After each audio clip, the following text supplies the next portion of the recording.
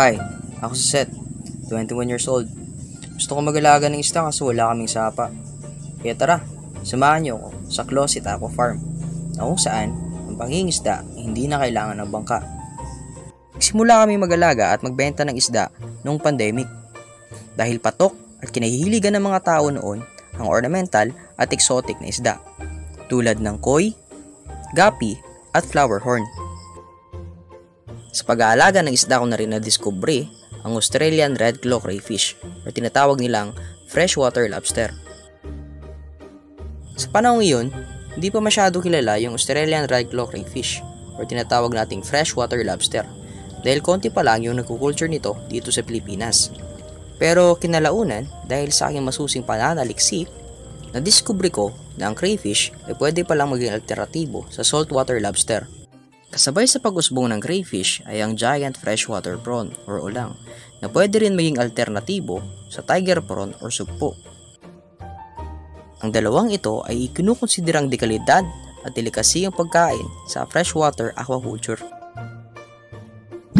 At sa crayfish ito lang, nagsimula ang aking kwento sa Young Farmers Challenge 2023. Ito ang napili kong alagaan dahil napakababa pa ng produksyon ng crayfish at giant ulang dito sa Pilipinas. Dahil indoor at backyard farming ang Closet Aqua Farm, freshwater commodities ang pinaka-epektibong alagaan dito. Maganda din ito sa mga nakatira sa lungsod na gustong sumubok ng indoor at backyard aquaculture.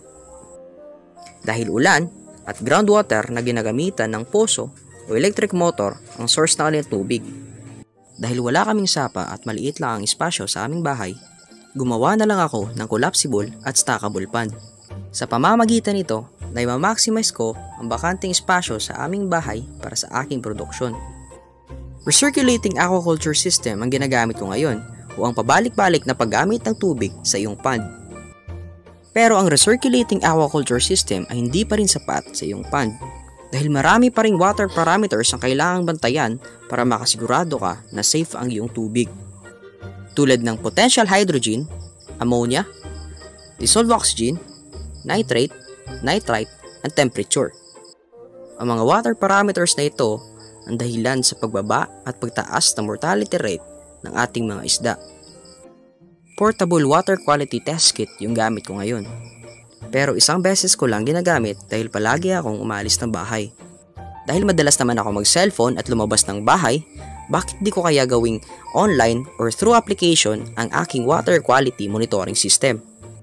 At ang aking pananaliksik ay nagresulta sa paggawa ng isang system na tinatawag kong Smart Water Quality Monitoring System.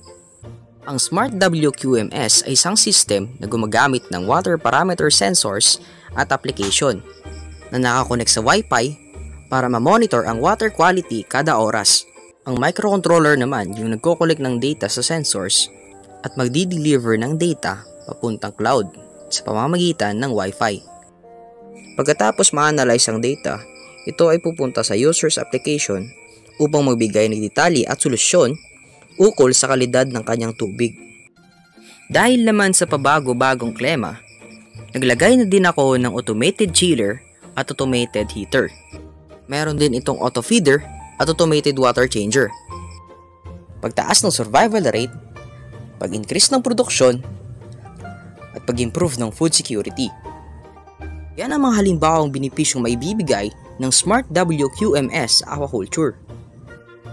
Sa provincial level ng kompetisyon, sa produksyon ng ulang at crayfish ako nakapokus. At ito ay sa pamamagitan ng indoor at backyard farming na ginagamitan ng recirculating aquaculture system. Sa regional level, para um-increase ang produksyon ng aking crayfish at ulang, Smart Water Quality Monitoring System ang aking ginawang solusyon. At hindi lang iyon, gumawa din ako ng closet starter pack at stackable pond para sa mga gustong mag-indoor at backyard farming. Para sa pambansang antas ng Young Farmers Challenge 2023, nagdagdag ako ng red swamp crayfish, concrete pond para sa crayfish at ulang, at system na para sa ulang. Sa mga tuwid, ang ideya na pagdadala hindi lamang ng pagkain, ngunit ang isang sistema ng paggawa ng pagkain sa ating mga tahanan na nangangailangan ng mas konting espasyo upang mapataas ang produksyon na ginagaya ang pinakamahusay na kondisyon ng kalikasan ay ang pinakamainam na paraan na kinakailangan sa modernong panahon.